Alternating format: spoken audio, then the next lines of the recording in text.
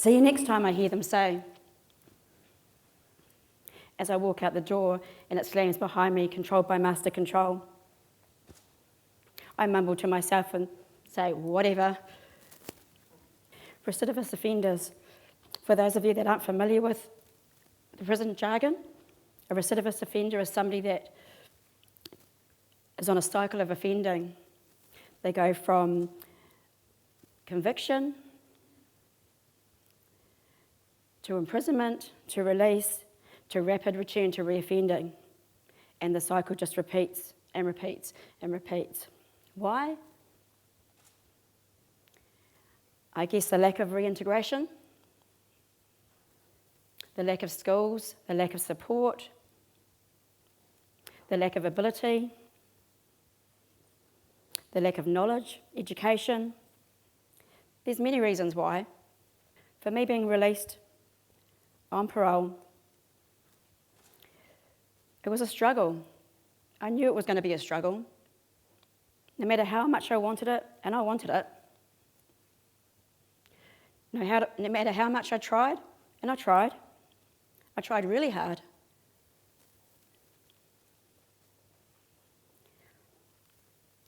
It was just knock after knock after knock. Until my logical thinking told me, just go back to what you know. Stick to what you're good at. I found this battle going on in my head. I wanted the normal world in society to fit into the normal space like everybody else, yet the only thing I knew was my own normal world, the world I've been brought up in. So on this particular day,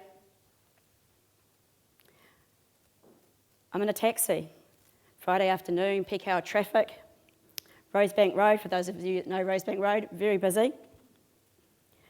When I look at the meter, it's $89. I'm thinking $150 probably should get me home. Chatting to the taxi driver, not a care in the world, when suddenly I see flashing lights. Half a dozen police cars charging towards me. I could hear a chopper, but I couldn't see it, but it sounded like it was on the taxi roof. I see police running towards me, detectives running towards me, and I'm hauled out of the car, out of the taxi. The poor taxi driver, he's got his hands in the air and he doesn't know what's going on. Sorry, Mr. Taxi Driver. So I'm tackled to the ground, and I'm on the curb, and it's like everyone's frozen, peak hour traffic, and all eyes are on me. I'm handcuffed and hauled into the police car. You have the right to remain silent. Anything you say or do may be used against you in the court of law. I think the last thing I remember is silence. I'm good with silence. Silence is good for me. I've had a lifetime of silence. Sworn to secrecy.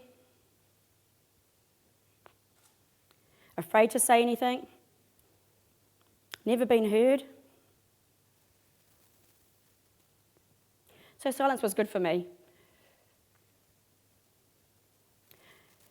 It was at that moment that I had this gut feeling where I thought, this is the doing of somebody close to me.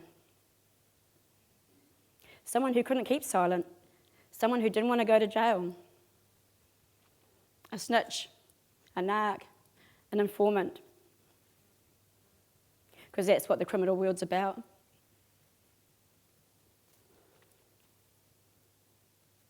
So I never made it home that day.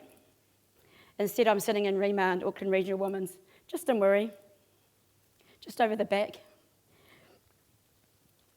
And I'm thinking to myself, why? Why am I here again? What is it? Same questions I ask myself every time I'm arrested. And I just keep coming up with the same answers. I never wanted to blame. I always own my stuff. But as the years have gone on, I've kind of looked at it and I've thought to myself, yeah, it seems that, the story, my story, and everybody else in prison story are very similar. So sitting in remand, I see So many familiar faces, people who haven't managed to reintegrate, just like me. And I wonder if they've got the answers to why they keep on coming back. I think about my life, and I think about growing up, think about my mum, how hard she worked, how pristine our house was for a single parent. It was almost like a scene out of the Home and Garden magazine. You couldn't even sit and be comfortable, but it looked good. I remember the outfits that my sisters and I used to wear, made by mum, sewn by mum, all matching. Not sure how she found the time, but she did, as well as working. Christmases, they were always really special. You know, I used to give toys away to the neighbours because I felt sorry for them.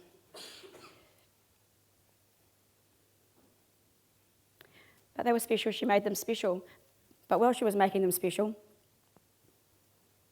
there was somebody else in my life that wasn't making it so special for me. My abuser. I remember I used to cry all the time. I hated my life. I hated being me.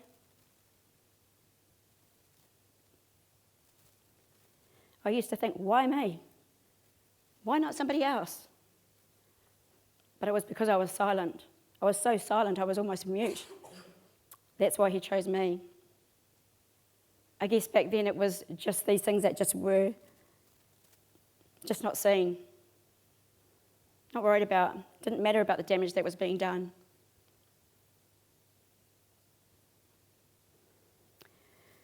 So as I grow up, I guess I watched my mum. I'm not sure why, but she was a great lady, hard worker, but she had these horrible boyfriends. I could never figure out why. Why would she go to work, come home when he's been doing whatever he does all day, and then be abused? I could never figure it out. Funny thing is, I did the same thing. I worked hard too, and I got abused, and I just did it. It's kind of like a pattern of repeating itself. What you see, what you do. What you know is all you know. I guess that's all I knew. So of course, it's not surprising that I would want something more for my own family, mum, dad. You know, I wanted that so much. It was a dream that I had for many, many years. And I worked hard at it. I had that, not for too long, but I had it. Until he started abusing and beating me, and my boys were old enough to know what was going on. The thought of me sitting and taking it and then repeating it again just was too much for me. I'm not a silly woman, and I could see what had gone on so far, so I figured it was time to get out. So Christmas Day, instead of my boys waking up like they had done all the years, to surprises of presents, so happy times, they woke up to their mum beaten, lying on the floor, unable to move, and like that for months, till I recovered.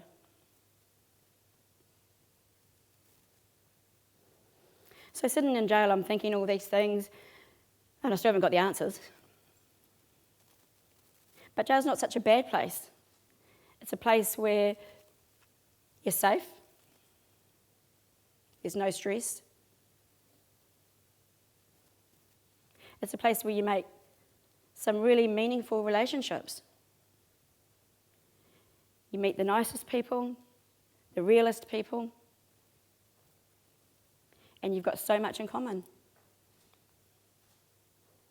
So your jail can be like a safe haven, I guess, an escape, as sad as that is. So for me, reintegration is huge, because every time I was released from prison, I was released back to the same environment where I'd lived all my life, do the same thing, get the same thing, I guess. The same people, the associates, the ones that just wanted to know what you got, what you ain't got, and rob you while you're sleeping. So, in saying that, why would you go back? Because you just feel beaten. You just feel like, you want to achieve. You want to actually feel like you've actually got a purpose. And after all the knocks, you can't get housing, you can't get employment. That criminal conviction just stains you.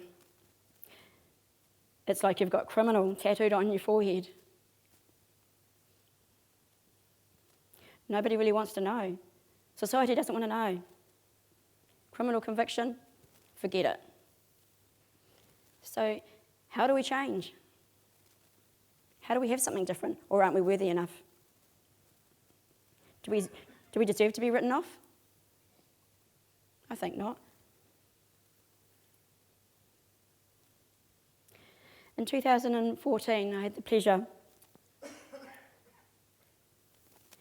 of meeting two amazing women, sisters, Rebecca Skilton and Anna Stretton. Their idea of supporting reintegration was like a dream come true.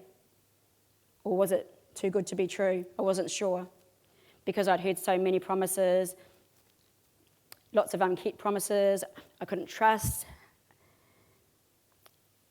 In the prison system, how do you get that from inside a prison system? You just don't.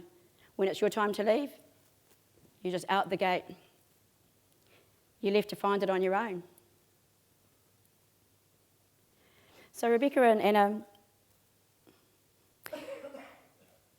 had an initiative called RAW. Their target was to support recidivist offenders and help them to reintegrate back into society.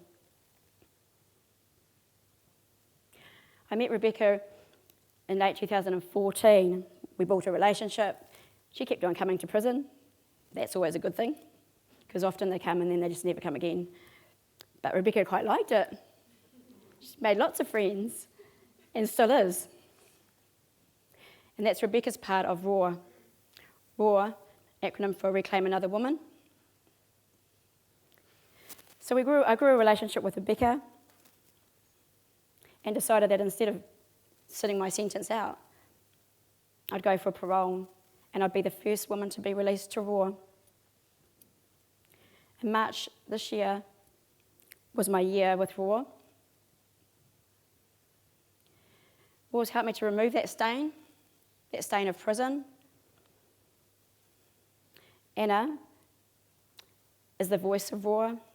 She does all the hard stuff. She talks to the people that we're too scared to talk to. Probation, parole.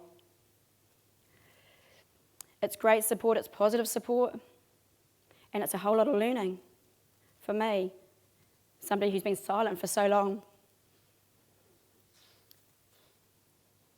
So communication's been a battle for me, to speak up, to say no. But I'm learning to do just that, just by being around significant people like yourselves and opportunities like this.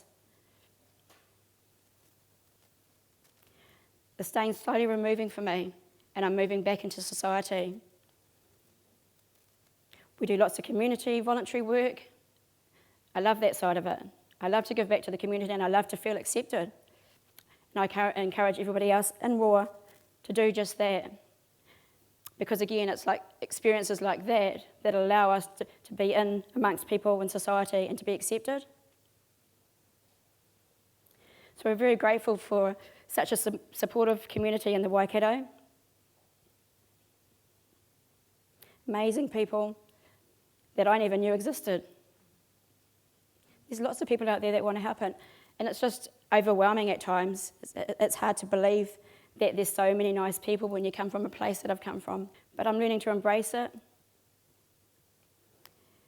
And I work for RAW. I have employment. I love what I do. I love sharing with other women and men the opportunity that RAW offers. I'm truly grateful for everything that war offers and all the support. Because it's not all smooth sailing. There's lots of stuff, just like everybody else, that we have to deal with. But at other times we would have gone other ways. We would have dealt with it in a different way. So there's been challenges, but lots of things that have helped me to grow.